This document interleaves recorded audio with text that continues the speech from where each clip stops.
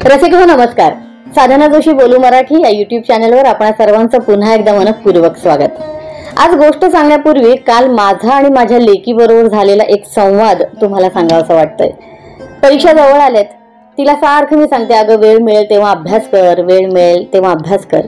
काल अगदी कंटाळून माझ्याकडे आली आणि म्हणाली, आई अगं अभ्यास करायचा खूप वाटतो ग, पण मध्येच मग फोनवर हे बघावंसं वाटतं, ते बघावंसं वाटतं, मग कार्टून बघावंसं वाटतं, मग इथे जावंसं वाटतं, तिथे जावंसं वाटतं. म्हटलं अगदी बरोबर आहे, तुझ्या वयात मला सुद्धा अगदी असंच वाटायचं. आणि आमच्या लहानपणी याच्यावर एक कविताही होती आणि ती कविता मी तिला ऐकवली. कदाचित आपल्यापैकी बऱ्याच जणांना ती कविता माहीतही असेल. घड्याळात वाजला 1, आईने केला केक, केक खाण्यात 1 तास गेला, मी नाही अभ्यास केला. घड्याळात वाजले 2, बाबांचा आला फोन, फोनवर बोलण्यात 1 तास गेला, मी नाही अभ्यास केला. घड्याळात वाजले 3, ताईची हरवली पिन, पिन शोधण्यात 1 तास गेला, मी नाही अभ्यास केला. असं मग 4, 5, 6, 7, 8, 9, 10 पर्यंत जायचं. घड्याळात वाजले 10, आई म्हणाली वेळ झाला पहा, अहो झोपण्यातच सगळा वेळ गेला, मी नाही अभ्यास केला. अशी ही कविता मी तिला ऐकवली. आम्ही दोघी मनसोक्त हसलो. पण मंडळी, थोड्या वेळाने विचार केला मी, तेव्हा लक्षात आलं की या कवितेमागे पण किती अर्थ आहे ना. ज्या वेळेला मुलं खरोखर अभ्यास करायला बसतात किंवा आपण मोठे सुद्धा एखाद्या कामाला बसतो, तेव्हा किती प्रलोभनं असतात आपल्याकडे. हे करूया, ते करूया, इथे जाऊया, तिथे जाऊया. आणि काहीच नसेल तर हातातलं हे गॅजेट उघडून एखादं युट्यूब किंवा एखादं रील काहीतरी पाहत बसावं. आणि मग त्यावेळेला जे काम आपण हातात घेतलं असतं त्यापासून किती दूर जातो आपण. एका राजाची गोष्ट मला आठवली आणि मी तिला सांगितली, जी आज मी तुम्हाला सांगणार आहे. एक राजा असतो, अतिशय प्रजाहितदक्ष आणि त्या आपल्या प्रजेवर मुलासारखं प्रेम करणारा. इतका प्रामाणिक आणि सच्छील असतो तो की परमेश्वर प्रत्यक्ष त्याला दृष्टांत द्यायचे, भेटायला यायचे, दर्शन द्यायचे. आणि राजा अगदी कृत्य होऊन जात होता. त्यामुळे एक दिवस राजा देवाला म्हणाला की देवा, माझी अशी विनंती आहे की माझ्या प्रजेवर मी अगदी मुलासारखं प्रेम करतो. तुम्ही मला जसा दृष्टांत देताय, तुम्ही जसं मला दर्शन देताय, तसं माझ्या प्रजेला सुद्धा एकदा द्या ना, ते सुद्धा अगदी धन्य होऊन जातील. तेव्हा परमेश्वर त्याला म्हणाला, राजन, अरे तू खरा भक्त आहेस किंवा अगदी मनापासून तुला मला भेटण्याची इच्छा होते म्हणून मी तुला भेटतोय.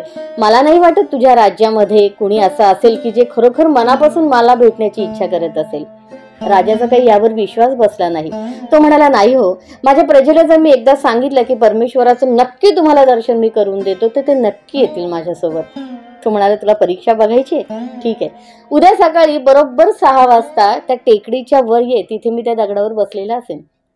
राजाला कोण आनंद होतो. लगेच दुसऱ्या दिवशी त्यांनी सगळ्या गावात दवंडी पिटवली की आपल्याला असं असं परमेश्वराच्या दर्शनासाठी जायचं आणि खरोखर परमेश्वर येणार आहे, तुम्ही माझ्यासोबत चला. सगळ्यांना आनंद होतो. सगळे अगदी वाजत गाजत छान एकत्रित राजाच्या मागे चालू लागतात. टेकडी चढून जायची असते बरं का मंडळी. आणि इथे मात्र देवाने आपली लीला किंवा त्याची करामत दाखवायला सुरुवात केली. जसं टेकडी चढायला यांची सुरुवात झाली तसं देवाने अगदी आपल्या मायाजालाने अगदी सुरुवातीला चांदीचा एक ढीग पसरवून ठेवला. नाणी म्हणा, भांडी म्हणा, वस्तू म्हणा. जसं ह्या लोकांची नजर त्या चांदीच्या ढिगाऱ्यावर गेली, त्यातले निम्मे धावले. राजाने त्याला थांबवलं, अरे नका नका, ह्या अजिबात मोहात पडू नका, आपल्याला त्याचं दर्शन घ्यायचं, टेकडी चढून जायची आहे. पण तरी सुद्धा अर्धे जायचे होते ते गेले.